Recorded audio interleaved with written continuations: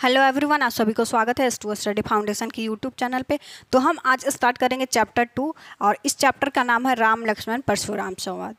तो इनके जो लेखक हैं, लेखक का नाम तुलसीदास है। तो इनके बारे में थोड़ा सा जान लेते हैं। इनका जो जन्म है उत्तर प्रदेश के बांदा जिले और उनका जो गांव था वो राजपुर था और उनका जो जन्म था 1532 ईस्वी में हुआ था। और कुछ विद्वान उनका जन्म स्थल शारो जिला एटा में मानते। इनका जो कुछ विद्वान कुछ लोग थे उनका जो जन्म स्थल था वो कहीं और मानते थे। तुलसी का बचपन जो बहुत संघर्षपूर्ण था। जीवन के प्रारंभिक वर्षों में माता पिता से उनका बिछोह हो गया। कहा जाता है कि गुरु कृपा से उन्हें राम भक्ति का मार्ग मिला। वे मानव मूल्यों के उपासक भी रहे।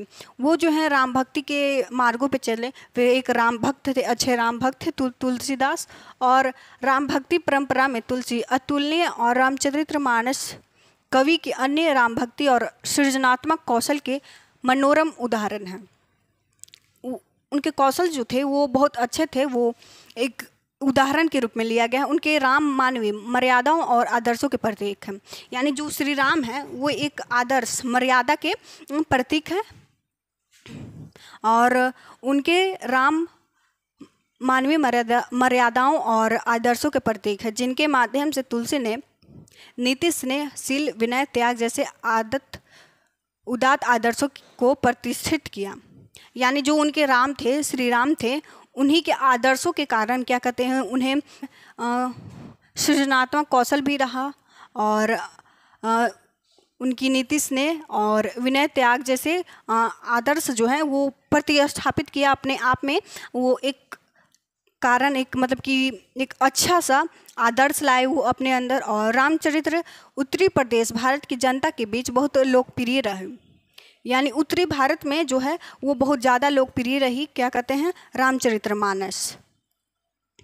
मानस के अलावा कवितावली इनकी जो रही वो प्रमुख रही। सबसे ज़्यादा रचनाएं इनकी प्रमुख रही। वो देखिए क्या कौन कौन से थे। तो पहले था कवितावली, दूसरा था गीतावली और तीसरा था दोहावली, चौथा था कृष्ण गीतावली और विनय पत्रिका। ये सबसे ज़्यादा प्रमुख रचनाएं रही। और अवधी और ब्रज दोनों भाषाओं पर उनका समान अधिकार रहा। और इनका जो मृत्यु है सन 1623 ईस्वी में इनकी देह वासना हो गया। और तुलसी ने रामचरितमानस की रचना अवधी और विनय पत्रिका तथा कवितावली की रचना ब्रज भाषा में की। इनकी जो प्रमुख रचनाएं दो रही, कवितावली और क्या कहते हैं विनय पत्रिका। इनकी जो भाषा रचना है वो ब्रज भाषा में की। उस समय प्रचलित सभी काव्य रूपों में तुलसी की रचनाओं में देखा जा सकता था। उस समय काव्य रचना जो थी वो सबसे ज़्यादा अधिक ब्रज भाषा में देखी जा सकती थी। वो क्या कहते हैं तुलसी की रचनाओं में देखी जा सकती थी। और रचना रामचरितमानस का मुख्य छंद चौपाई है तथा बीच बीच में दोहे। यानी उनका जो मुख्य छंद है वो चौपाई रहा, बीच में कहीं दोहा रहा, सोरठे, हरि गीतिका रहा और अन्य छंद पिरोए गए। विनय पत्रिका की रचना गेय पदों में हुई है। कवितावली में सवैया और कवित छंद का छटा देखी जा सकती है। ये जो हमारा कवित और सवैया है, यहाँ पे तो तुलसीदास बोल रहे हैं कि छटा देखा जा सकता है, लेकिन आगे हमें ये पढ़ना है कवित और सवैया। और उनकी रचनाओं में प्रबंध और मुक्त दोनों प्रकार के काव्य का उत्कृष्ट रूप है। यानी हमें दोनों देखने को मिलता है। देखिए हमारा जो कविता है राम लक्ष्मण परशुराम संवाद, उसके बारे में हम थोड़ा सा जान लेते हैं। क्या था कि जो यह रामचरितमानस कांड के द्वारा ये जो हमारा राम लक्ष्मण परशुराम संवाद लिया गया है। अब सीता स्वयंवर में राम द्वारा शिव धनुष भंग के बाद मुनि परशुराम जब यह समाचार मिला तो वो क्रोधित होकर वहाँ पहुँचे। यानी कि उनका जो शिव धनुष था वो भंग हो गया। यानी जब सीता स्वयंवर में वह धनुष टूट गया तो उन्हें क्रोध आ गया। जो परशुराम है उन्हें क्रोध आ गया और वो वहाँ बहुत ज़्यादा क्रोधित होकर पहुँचे। शिव धनुष को खंडित देकर वे अपने आप से बाहर हो गए। यानी उन्हें बहुत ज़्यादा गुस्सा आ गया, क्रोधित भी थे वो। और राम की विनय और विश्वामित्र के समझाने पर तथा राम की शक्ति की परीक्षा लेकर अंततः उनका गुस्सा शांत हो गया। हम यहाँ बताना चाहते हैं कि विश्वामित्र जी हैं वो परशुराम के गुरु रहे। और विश्वामित्र पहले से ही ब्राह्मण नहीं थे, बाद में ब्राह्मण हुए। और क्या कहते हैं, उनका गुस्सा शांत हुआ। इस बीच राम, लक्ष्मण और परशुराम के बीच जो संवाद हुआ उस प्रसंग को यह प्रस्तुत किया। यहाँ पे इनके बीच जो सीता स्वयंवर में सभा में वहाँ पे जो भी बातचीत हुआ, जो भी हुआ वहाँ पे राम, लक्ष्मण और परशुराम के बीच, वही संवाद को यहाँ पे प्रस्तुत किया गया है। और परशुराम के क्रोध भरे वाक्यों का उत्तर लक्ष्मण व्यंग वचनों से देते हैं, यानी मजाकिया थोड़ा सा व्यंग पूर्वक देते हैं। और इस प्रसंग की विशेषता है कि लक्ष्मण की वीर रस से पगी व्यंग युक्तियों और व्यंजनों शैलियों की सरस अभिव्यक्ति है। आगे चलते हैं, देखिए। नाथ शंभु धनु भंज निहार होई केऊ एक दास तुम्हारा, अयेसु कहा कहियो किन मोही, सुनी रिसाई बोले मुनि कोई। यानी यहाँ पे देख लीजिए, जो भंज निहार है, भंज निहार मतलब कि होता है कि जो भंग कर दे, जो उनकी भंग कर दे, उसे कहते हैं भंजनिहार। रिसाई मतलब होता है कि क्रोधित करना। इसका मतलब ये था कि हे नाथ, जो आपका धनुष, शिव धनुष तोड़ा है, वो कोई आपका दास ही होगा। यहाँ अपने वाणी से, अपने अच्छे से राम बोलते हैं परशुराम को।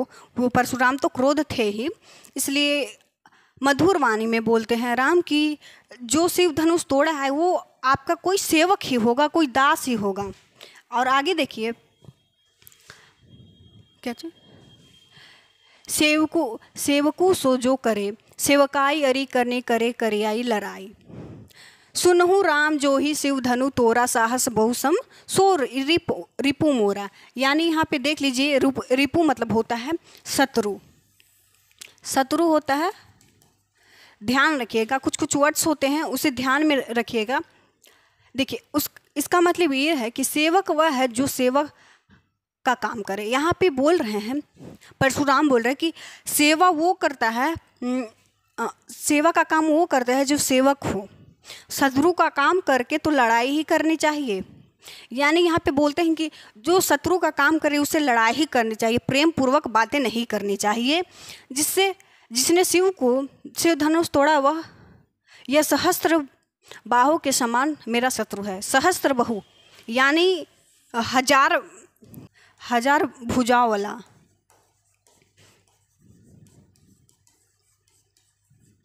ये हजार भुजाओं वाला के यहाँ पे ये हमारा शब्द रहा, हजार भुजाओं वाला। ये सहस्त्र बाहु जो थे, इनका दूसरा नाम था हजार बाहु वाला। इन्होंने रावण को मारा था और इनका जो घमंड था, इसी कारण इन्होंने, परशुराम ने भी सहस्त्र बाहु, यानी कि इनका दूसरा नाम था कार्तिवीर्य अर्जुन। इनका सहस्त्र बाहु भुजा जो रावण को मारा था वही थे, लेकिन सहस्त्र बाहु भुजा वालों को इन्होंने परशुराम ने मारा। आगे देखिए, सो बिलगाओ बिहाई सा माजा, ना तो मारे जो ही सब राजा। यानी यहाँ बोला गया है कि वह इस समाज को छोड़कर अलग हो जाए। यानी इस सभा में जो हो रहा था, जो शिव धनुष को तोड़ दिया और जो सब शामिल थे वो अलग हो जाए, क्योंकि सब जो राजा हैं मारे जाएंगे नहीं तो।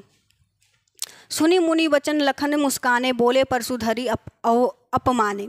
यानी बोल रहे हैं कि मुनि के वचन सुनकर लक्ष्मण मुस्कुराए, यानी जो परशुराम है उनके वचन सुनकर मुस्कुराए, व्यंग पूर्वक मुस्कुराए, परशुराम का अपमान करते हुए बोले। यानी व्यंग में थोड़ा सा अपमान हो गए परशुराम। आगे देखिए क्या बोलते हैं कि बहु धुनी तोरी लड़काई, कबहू ना असीरिस किन्हीं गोसाई, यही धुन पर ममता के ही हेतु, सुनी रिसाई कह भृग कल केतु। यानी यहाँ पे बोला गया है कि हे गोसाई, लड़कपन में हमने बहुत सी धनुहियाँ तोड़ डाली। यानी कि लड़कपन जो बचपन होता है, बचपन उनका जो गुजरा वो धनुष बाण से ही गुजरा, इसलिए वो बोलते हैं कि जो हमारा बचपन रहा हमने कितना सारे धनुआ ही तोड़ दी। यानी कि धनुष, तीर धनुष होता है, उनसे खेले, उनसे ही इन्हें शिक्षा मिली, इसलिए यहाँ तक वो पहुँचे। इसलिए बोलते हैं कि हमने तो ऐसा धनुष बहुत तोड़े हैं, किंतु आप अपने ऐसे क्रोध कभी नहीं किया। इस धनुष पर इतनी ममता किस कारण से है, यह सुनकर भृगवंश की ध्वजा स्वरूप परशुराम कुपित होकर कहने लगे। यानी यहाँ पे भृगवंश जो ध्वजा स्वरूप परशुराम को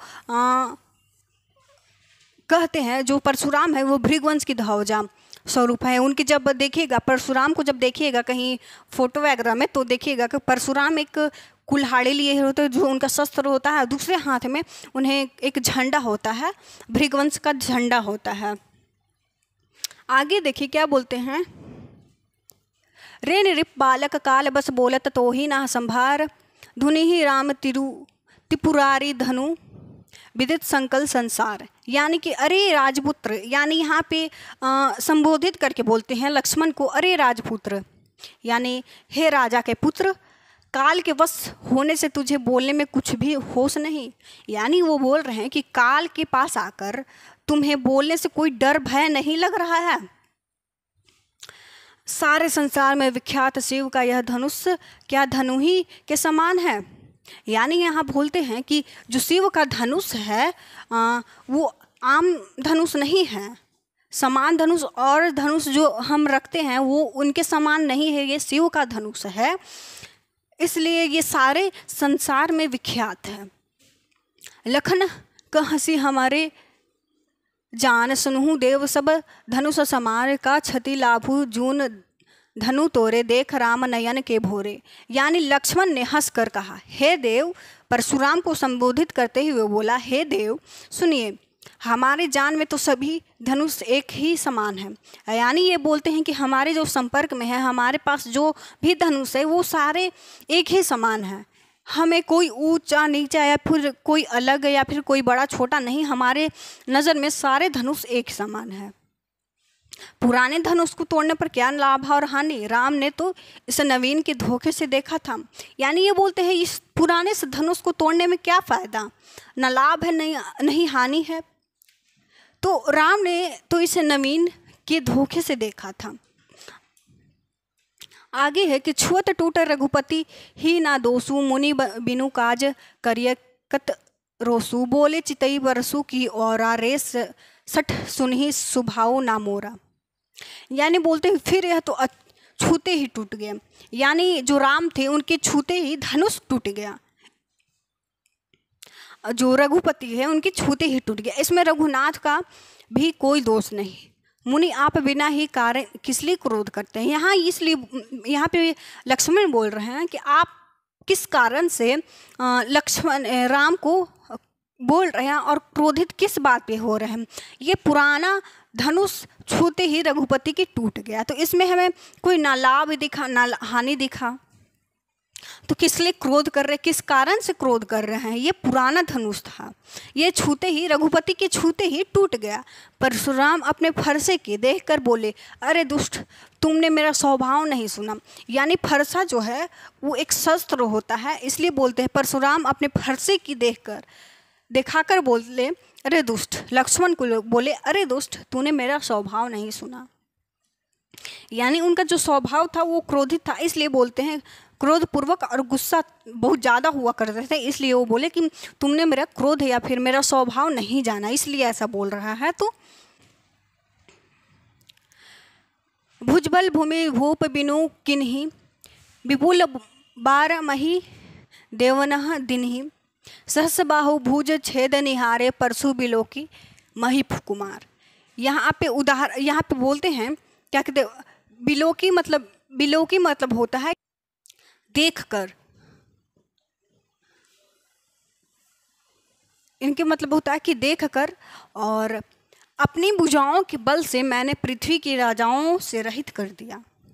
यानी इनका जो क्रोध था इस कारण से ये धरती पे राजाओं जो क्षत्रिय कुल थे वो रहित कर दिया, और बहुत बार उसे ब्राह्मण को दे डाला।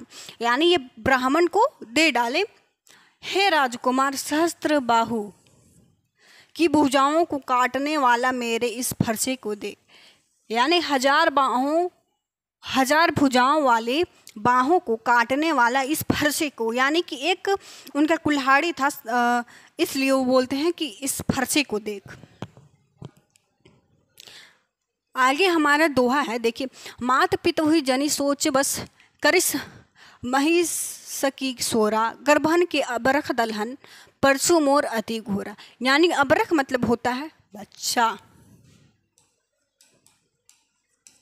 बच्चा। गभरन मतलब होता है गर्भ, यानी गर्भ के बच्चा भी उनके गुस्सा से वहीं पे नाश हो जाते हैं, मर जाते हैं। तो ये देखिए क्या बोलते हैं कि अरे राजा के बालक, यानी हे राजकुमार, तू अपने माता पिता के सोच के वश ना कर, यानी तू अपने माता पिता को सोच कर मुझे अपने वश में ना कर। मेरे फरसा बड़ा भयानक है। इनका जो फरसा कुल्हाड़ी है वो बहुत भयानक है।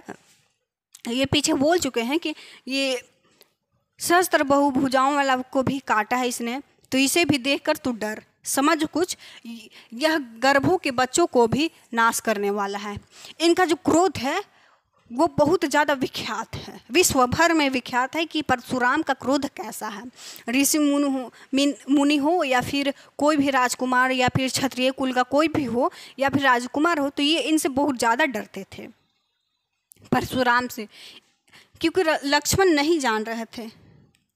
आगे बिहस लखनऊ बोले मृद बानी, ओहो मुनीस महाबटमानी, पुनि पुनि मोही देखाव कुठार, चहत उड़ावन फूकी पहाड़। पहाड़ मतलब यहाँ पे एक चहत उड़ावन फूकी पहाड़, यानी यहाँ पे कहावत बोल रहे हैं संस्कृत में कि आप चाह रहे हैं कि अपने फूक से पहाड़ उड़ा दे, ये बोलते हैं। तो देखिए क्या कहते हैं, लक्ष्मण हंसकर कोमल वाणी से बोले, ओह मुनीश्वर, तो अपने को बड़ा भारी योद्धा समझते हैं, यानी यहाँ पे व्यंग पूर्वक बोलते हैं कि आप खुद को बहुत बड़ा योद्धा समझते हैं, बार बार मुझे कुल्हाड़ी दिखाते हैं, फूंक से पहाड़ उड़ाना चाहते हैं, यानी वो बोलते हैं कि मुझे डरा रहे हैं, अपने कुल्हाड़ी दिखाकर, शस्त्र दिखाकर मुझे डरा रहे हैं कि आप कैसे हैं, और अपने ही मुंह से बोल रहे हैं मुझे डराने के लिए, और आप चाहते हैं कि अपने फूंक से पहाड़ उड़ा दे। यानी छोटा सा ऐसा एक मुहावरा है यहाँ पे प्रयोग किया है गया है, इसलिए बोलते हैं लक्ष्मण कि आप चाहते हैं कि अपने फूंक से पहाड़ उड़ा दें। अब आगे देखिए, कुम्हड़ बतिया, यहाँ देखिए, इहाँ कुम्हड़ बतिया कोहू नाही, जे तर्जनी देख मरी जाही, देखी कुठार सरासन बाने, मैं कुछ कही सहित अभिमाना।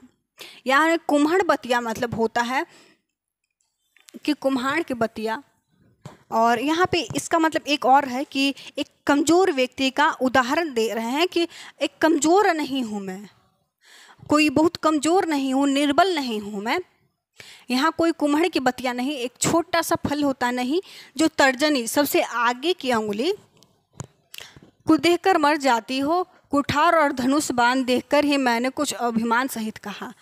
लक्ष्मण बोलते हैं कि परशुराम जी को बोलते हैं कि आपके पास धनुष बाण जो भी है, पर फरसे हैं, कुल्हाड़ी जो भी है, उसे देखकर ही मैंने कुछ आपको कहा, पर आप तो गुस्सा हो रहे हैं, ऐसा उन्होंने बोला। फिर सुत समझिए जेनेऊ बिलोकी, जो कुछ कहूँ सहस रिस कुरोकी, सुर मही सुसुर हरिजन अर गाई, हमरे कुल इन्हीं पर ना सुराई। यहाँ ध्यान दीजिए, भृगवंशी समझकर और एगो पविति देखकर तो जो कुछ आप कहते हैं उसे मैं क्रोध को रोककर सह लेता हूँ। देवता, ब्राह्मण, भगवान के भक्त और गौ, इन पर हमारे कुल की वीरता नहीं दिखाई जाती। यानी लक्ष्मण बोलते हैं जो क्या कहते हैं, देवता होते हैं और ब्राह्मण होते हैं और भगवान के भक्त जो भक्ति करते हैं, और गाय यानी कि गौ, उन पे हमारे कुल की जो क्षत्रिय कुल है वे वीरता नहीं दिखाया करते, अपनी योद्धा की वो कैसे क्या है, अपनी ताकत नहीं दिखाया करते कि वो कमज़ोर है तो हम उसे दबा देंगे। वो बोलते हैं लक्ष्मण कि नहीं, हम जो भक्ति करता है, गौ गाय जो होता है, ब्राह्मण जो होते हैं, देवता होते हैं, वो हमारे कुल की वीरता नहीं दिखाया करते, बहादुरी नहीं दिखाया करते। भृगवंशी समझकर यज्ञ प्रवृत्ति देखकर तो कुछ आप कहते हैं उसे मैं क्रोध कर सह लेता हूँ। यानी वो लक्ष्मण क्रोध सह रहे हैं, लेकिन बंधे पापू अपकृति हारे, मारत हूँ पा परिया तुम्हारे, कोटि कुलिस सब बचन तुम्हारे, व्यर्थ धरहु धून बाण कुठार। क्योंकि इन्हें मारने से पाप नहीं लगता और इनसे हार जाने पर कोई अपकृति होती है, इसलिए आप मारे तो भी आपके पैर ही पड़ना चाहिए, आपको एक एक वचन ही करोड़ों का वर्ज के समान है। यानी बोलते हैं कि आप एक ऋषि हैं, एक मुनि है, तो आपके मारने से मुझे अगर परशुराम लक्ष्मण को मार दे तो उन्हें कोई दुख नहीं होगा, उन्हें उनके पैर में पड़ने चाहिए। यानी कि ऐसा मान रहे कि वो बहुत महान है। इसलिए बोलते हैं कि हम ऋषि मुनियों को जो हम सम्मान पूर्वक देखते हैं, और सम्मान देते हैं। इसलिए आप मारे भी तो आपके पैर में ही पड़ना चाहिए। आपका एक एक वचन करोड़ों वज्र के समान है। यानी कि जो भी परशुराम बोल रहे हैं कि आपका एक एक वचन, एक एक बातें जो है वो वज्र के समान है, यानी बहुत कड़वा है। धनुष बाण और कुठार तो आप व्यर्थ ही धारण करते हैं। यानी लक्ष्मण व्यंग पूर्वक बोलते हैं कि आपका वचन ही इतना वज्र के समान है, इसलिए आप क्या कहते हैं, धनुष बाण और कुठार तो आप व्यर्थ ही धारण किए हैं। इसलिए व्यंग पूर्वक कहते हैं कि जो आपने धनुष बाण और कुठार धारण किया व्यर्थ में ही, ये फालतू में ही, आप ये इसे छोड़ ही दीजिए, ये धारण मत कीजिए, क्योंकि आपका जो वचन है, आपकी जो बातें हैं वो वज्र के समान है। इसलिए यहाँ पे लक्ष्मण व्यंग पूर्वक, मजाकिया पूर्वक बोलते हैं कि आप झूठ के ही ये धनुष बाण रखे हुए। देखिए, जो भी लोग की अनुचित केहू छमो महामुनि धीर, सुनीर सरोस भृंग बंसमणि बोले गिरा गंभीर। यानी इन धनुष बाण और कुठार को देखकर मैं कुछ अनुचित कहा तो उसके लिए हे धीर महामुनि क्षमा कीजिए। यानी ये बोलते हैं कि मैंने आपको देखकर, आपके धनुष बाण और कुठार को देखकर जो कुछ भी अगर अपशब्द या गलत बातें बोला तो हे मुनीश्वर आप मुझे क्षमा कीजिए। यह सुनकर भृगवंशी मुनि परशुराम को क्रोध आ गया और गंभीर वाणी बोले। यानी वो परशुराम को यहाँ पर संबोधित किया गया है, क्या कहते हैं, भृगवंश मुनि। यानी वो उनका कौन सा वंश था, तो हम क्या बोलेंगे कि भृगवंश मुनि। और हाँ, याद रखिएगा, कहीं कहीं हमें पूछ देता है कि परशुराम के जो क्या कहते हैं गुरु कौन थे। और तो इनके गुरु थे, क्या कहते हैं, हम गुरु इनके थे विश्वामित्र। और ये शिव के बहुत बड़े भक्ति करते थे। इसलिए बोलते हैं कि परशुराम का क्रोध के साथ गंभीर वाणी बोले। देखिए, कौशिक सुनहु मंद यहू बालक, कुटिल काल बस निजु कुल घालुक, भानुवंश राकेश कलंकु, निपुट निरंकुश अबूद अशंकु। हे विश्वामित्र सुनो, यहाँ पे बोला गया कौशिक संबोधित किया गया है विश्वामित्र को। ध्यान दीजिएगा, यह बालक बड़ा कुबुद्धि और कुटिल है, यानी बदमाश है। काल के वश में होकर यह अपने कुल की घातक बन रहा है। यानी काल के पास आकर, काल के हाथों के पास आकर वो और कुटिल वचन बोल रहा है। यह सूर्यवंश रूपी पूर्ण चंद्र का कलंक है। यानी कि जो सूर्यवंशी रूपी, यानी वो उनका जो वंश था, लक्ष्मण का वंश सूर्यवंशी था, इसलिए यहाँ पे बोलते कि सूर्यवंशी रूपी पूर्ण चंद्रमा का कलंक है।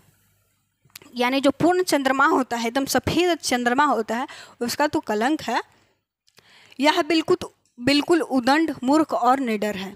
यानी यहाँ बोलते हैं कि तुम एकदम निडर और उदंड और मूर्ख हो। तुम्हें क्या बोलना है, किसके सामने बोलना है, कौन है, ये तुम्हें समझ नहीं आता। तुम जानते नहीं क्या किसके सामने बोलना है। आगे देखिए, काल कौलू होई छन माही, कहू पुकारी खोर मोही नाही, तुम हट कहू जो चाहू उबारा, कहीं परताबू बल रोसू हमारा। अभी क्षण भर में यह काल ग्रस्त हो जाएगा। यानी काल के पास आ गया है तो यानी इसका अंत तो हो ही जाएगा। यह पुकार कर कह देता हूँ, फिर मुझे दोष नहीं देना। यानी यह बोलते हैं कि अगर मैं इसे मार दूँ तो मुझे कोई दोष नहीं है। यदि तुम इस बचाना चाहते हो तो हमारे प्रताप बल और क्रोध बतलाकर इसे मना कर दो। यानी ये परशुराम बोलते हैं, अगर इस बालक को, लक्ष्मण को बचाना चाहते हो तो इसे बताओ मैं कौन हूँ, ठीक ना, कि मैं कौन हूँ, कैसा हूँ, और मेरा प्रताप और बल क्रोध बतलाकर, जो उनका गुस्सा था, क्रोध था, वो बतलाएं और प्रताप बल ये सब बताकर उन्हें मना करें कि तुम अपने वचन जो है वो जो आप बात कर रहे हो वो ना करे। परशुराम से जो वचन में बात कर रहे वो वचन से बात ना करे। लखन के हूँ मुनि सुजुस तुम्हारा, तुम ही अछत को बनने पारा, अपने मुँह तुम अपनी करनी, बार बार अनेक भांति बहु बरने। यानी लक्ष्मण ने कहा, हे मुनि, हे मुनीश्वर, आपको सुयश आपके रहते दूसरा कौन वर्णन कर सकता है। यानी आपका जो क्या कहते हैं, आपके बारे में अपने ही मुंह से अपनी करनी अनेकों बार बहुत प्रकार से वर्णन किया है। यानी कि वो बोलते कि आपने जो भी किया है, जो कुछ भी किया है, वो खुद के बारे में खुद से ही बोल रहे हैं, खुद से ही तारीफ कर रहे हैं। ऐसा ये लक्ष्मण बोल रहे व्यंग पूर्वक। तो उन्हें शायद और क्रोधित आ गया हो और गुस्सा हो गए, लेकिन ये मना कर रहे हैं, बोल रहे हैं कि जितने भी सभा में थे उनसे बोल रहे थे कि हे राजा, जितना भी हो तुम इस बालक को मेरे प्रताप, बल और क्रोध के बारे में बताओ और मना करो। लेकिन लक्ष्मण कहाँ माने, वो तो एक साहसी निडर व्यक्ति थे। लक्ष्मण ने मुनि से कहा कि सुयश आपके रहत दूसरा कौन है। यानी कि उनका जो वर्णन है, उनके बारे में तारीफ कौन कर सकता है आपके रहते भर में। नाही संतोषु तू तब पुनि कुछ कहो, जनी रीस रोकी दुस्साहस दुख सहु, वीर व्रति तुम धीर अछो, गारी देत ना पाहु शोभा। इतने पर भी संतोष ना हो तो फिर कुछ कह डालिए। यानी कि जो अपने तारीफ, अपने बारे में अनेकों बार जो उन्होंने वर्णन किया, तो बोलते इतना में भी संतोष नहीं हुआ है तो और कुछ कह डालिए, और कुछ बाकी तो और कुछ बोलिए। क्रोध रोक कर असहाय दुख मत सहिए। यानी वो बोलते हैं असहाय दुख मत सहिए। यानी अपना जो बात है वो अगर नहीं पूरा हुआ तो कह डालिए, बोल डालिए, और दुख असहाय और दुख मत होइए। जितना भी बातें हैं, जितना भी वचने कर बोलना है वो बोल डालिए। अपनी वीरता का व्रत धारण करने वाले धैर्यवान और क्षोभ रहित गाली देते शोभा नहीं पाते। यानी यहाँ बोलते हैं कि धैर्यवान और क्षोभ रहित जो होते हैं वो कभी क्या कहते हैं, गाली देते शोभा नहीं पाते। यानी कि जब वो गाली या अशब्द बातें करते हैं तो वो शोभा नहीं देते हैं उन पे, जो धैर्यवान और क्षोभ रहित होते हैं। तो सुर समर करनी करही, कहे न जानवी आपू, विद्वामान रन पाई रूपू, कायर कंठ ही प्रतापू। यानी बोलते हैं कि सूरवीर तो युद्ध में करनी, सूरवीरता का कार्य करते हैं। यानी कि यहाँ पे बोलते हैं लक्ष्मण, जो सूरवीर होते हैं, जो महान योद्धा होते हैं, जो क्षत्रिय होते हैं, वो जो अपना युद्ध, अपना जो बल, अपना प्रताप मैदान में दिखाते हैं, युद्ध में दिखाते हैं। कहकर आप अपने को नहीं जानते, शत्रु को युद्ध में उपस्थित पाकर कायर ही अपने प्रताप को डींगे मारा करते हैं। यानी ये बोल रहे हैं कि जो योद्धा होता है वो मैदान में युद्ध में अपना काम किया करता है, अपना कार्य, अपनी सूरवीरता दिखाया करता है। अपने को नहीं जानते, शत्रु को युद्ध उपस्थित में पाकर कायर और प्रताप के डींगे नहीं मारा करते। यानी अगर आपके सामने कोई शत्रु हो तो उसे मार डालिए, लड़ाई नहीं कीजिए, अपने वचनों से बात नहीं कीजिए, अपनी बातों से बात नहीं कीजिए। उसे मतलब कि शत्रु को पाकर युद्ध के उपस्थित में पाकर आप युद्ध कीजिए, बातें मत कीजिए, ये बोलते हैं।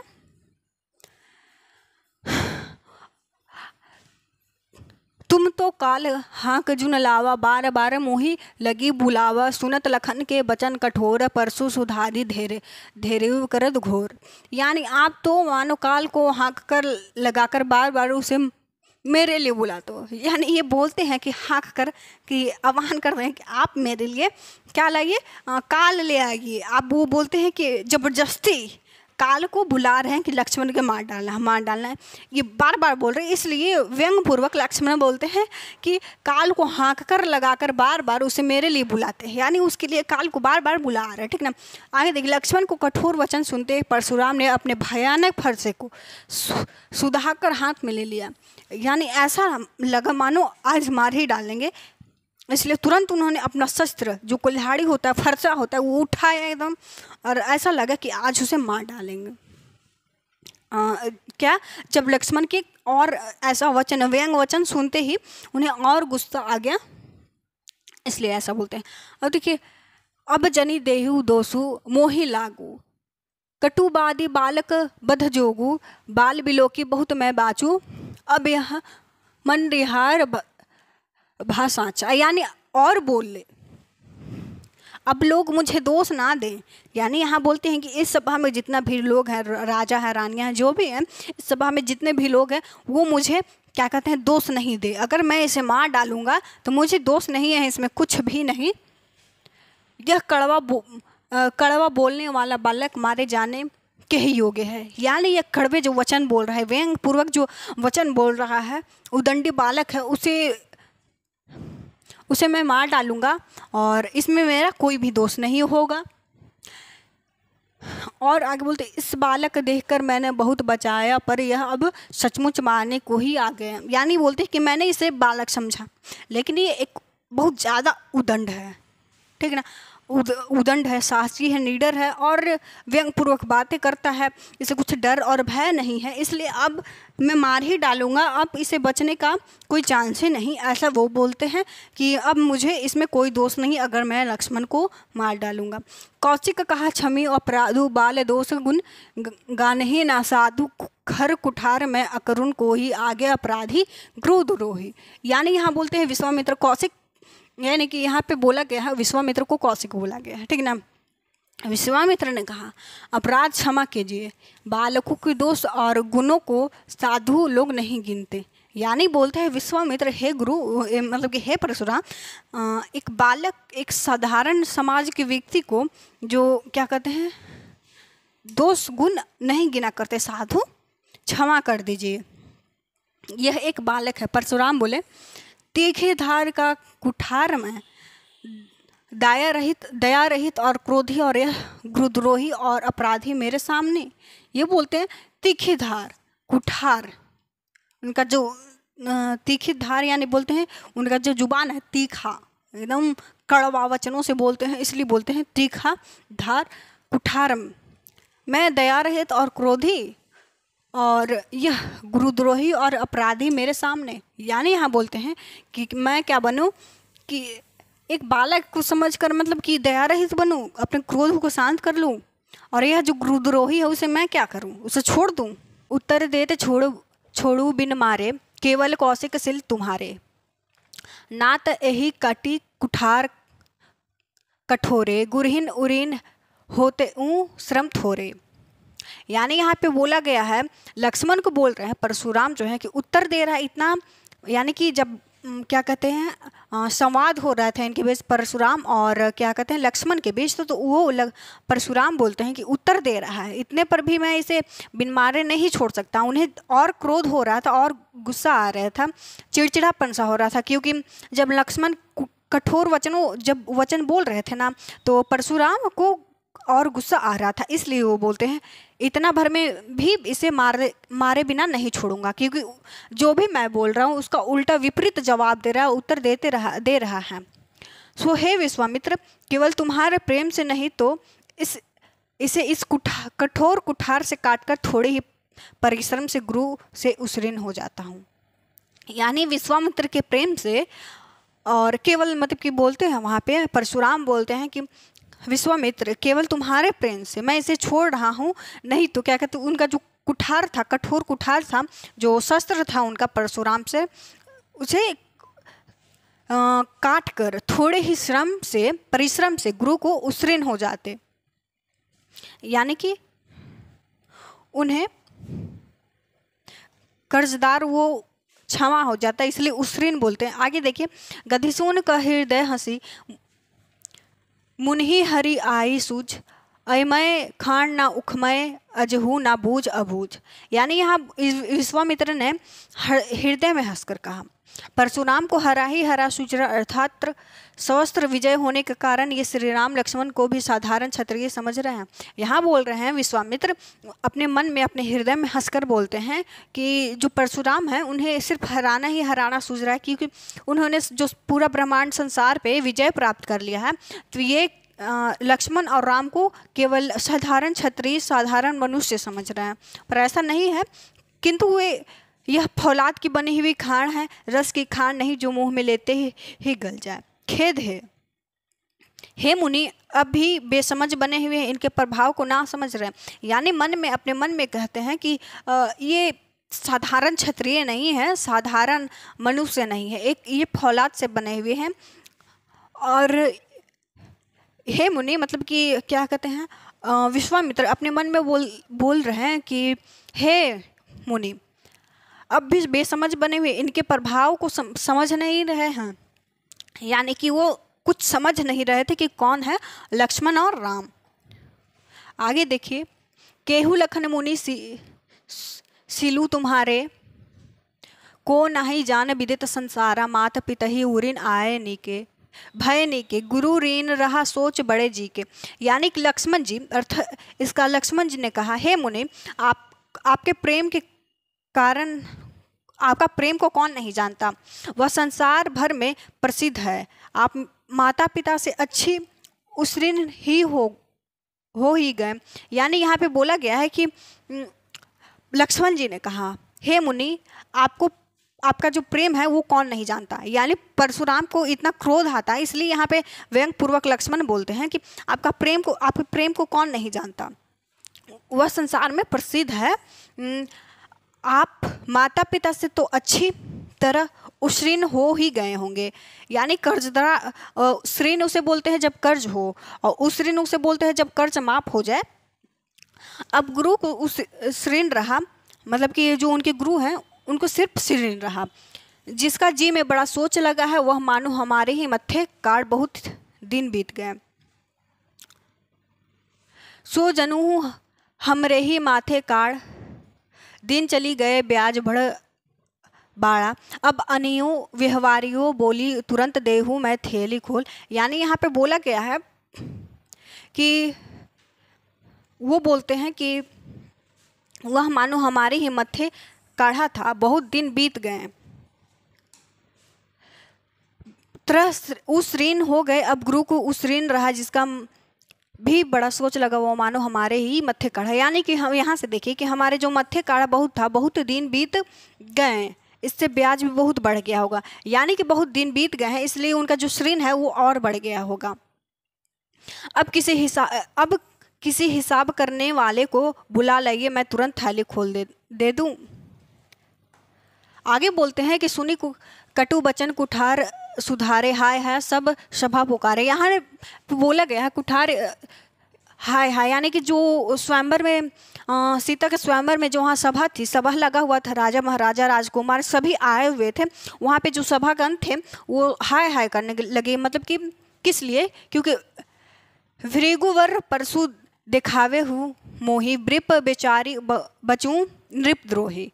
यहाँ पे बोला गया लक्ष्मण के कड़वे वचन सुनकर परशुराम को कुठार संभाला। यानी उनका जो कड़वा वचन था, लक्ष्मण का कड़वा वचन की वजह से उन्होंने, परशुराम ने अपना कुठार उठा लिया, अपना शस्त्र उठा लिया और सारी सभा हाय हाय करके पुकार उठी। यानी कि लक्ष्मण पे, और हमको लगता है कि लक्ष्मण पे और ज़्यादा वो सभागण क्रोधित हो रहे थे, क्योंकि जो कठोर वचन परशुराम को बोल रहे थे इस वजह से। लक्ष्मण जी ने कहा है भृगश्रेष्ठ, यहाँ पे परशुराम को बोला गया है भृगश्रेष्ठ, आप मुझे फरसा दिखा रहे। फरसा परशुराम का जो शस्त्र था उसे कहते हैं हम फरसा। पर हे राजाओं के शत्रु, मैं ब्राह्मण समझ के बचा रहा हूँ। यानी पहले बोल चुके हैं लक्ष्मण कि ब्राह्मण, गौ और जो भक्ति राम के, कोई भी भगवान के भक्त होते हैं उन पे, और बालक वगैरह पे ये अपना शस्त्र नहीं उठाते। क्षत्रियगण जो होते हैं वो ब्राह्मण वगैरह पे या फिर गुरु पे शस्त्र नहीं उठाते। इसलिए वो बोलते हैं, लक्ष्मण बोलते हैं कि मैं ब्राह्मण समझकर बचा रहा हूँ आपको कभी रणधीर। आगे देखिए क्या बोलते हैं कि मतलब आपको कभी रणधीर बलवान वीर नहीं मिले। यानी वो बोलते हैं कि आपको ब्राह्मण समझ के नहीं मार रहा हूँ, बचा रहा हूँ, इसलिए बोलते हैं आपको कभी रणधीर बलवान वीर नहीं मिले। यानी कि लक्ष्मण जैसा कोई वीर उनके सामने कभी प्रकट नहीं हुआ, कोई आया नहीं, इसलिए वो बोलते हैं। आगे देखिए, मिलहूँ न कभू सुभट रन गाढ़े, द्विज देवता घर ही की बाढ़े, अनुचित कहिए सब लोग पुकारे, रघुपति सय नहीं लखनऊ निवारे। उत्तर आहुति सरिस भृगवर कोपो कृसानु, बढ़त देखी जल सब बचन बोले रघुकुल भानु। यहाँ पे बोला गया है मतलब कि हे ब्राह्मण देवता, आप घर में ही बड़े हैं, यह सुनकर अनुचित है कहकर सब लोग पुकार उठे। तब श्री रघुनाथ जी ने इशारे से लक्ष्मण को रोका। यानी कि जब कड़वे वचन बोल रहे थे लक्ष्मण को, जब उन दोनों में बातें हो रही थी, लड़ाइयाँ हो रही थी, तो बोलते हैं इशारे से लक्ष्मण जी, श्री राम जो है वो बोलते हैं लक्ष्मण को इशारे से कि चुप रहो, तुम अब रुक जाओ। लक्ष्मण ने उत्तर से जो आहुति के समान थे, यानी कि जो उनका उत्तर था, कठोर उत्तर था परशुराम के प्रति, तो वो एक आहुति के समान है। यानी कि जैसे हम आग में घी डालते हैं तो आग और दहकता है, उसी प्रकार। तो जो कठोर वचन परशुराम को बोल रहे थे, ठीक उसी प्रकार था जैसे कि हम आग में घी डालते हैं। परशुराम जी को क्रोध रूपी अग्नि को बढ़ते देखकर रघुकुल के सूर्य श्री रामचंद्र जी जल के समान शांत करने वाले वचन बोले। यानी कि जो श्री राम थे वे शीतल जल के समान थे, तो वो परशुराम को शांत करने के लिए बोलते हैं, क्रोध नहा करने के लिए बोलते हैं। अब यहाँ पे देख लीजिए, 1 नंबर का क्वेश्चन हमें पूछ लेता है कि जो राम और लक्ष्मण थे वो कौन से वंश थे, और जो परशुराम का शस्त्र था उसका क्या नाम था। तो हम आगे देखेंगे। हो गया, हाँ क्या चीज क्या बोलेंगे, ओ हाँ। तो मतलब कि हमारा चैप्टर जो है आज ख़त्म हो गया। अगले बार हमारा आएगा आंसर क्वेश्चन। सभी को थैंक यू।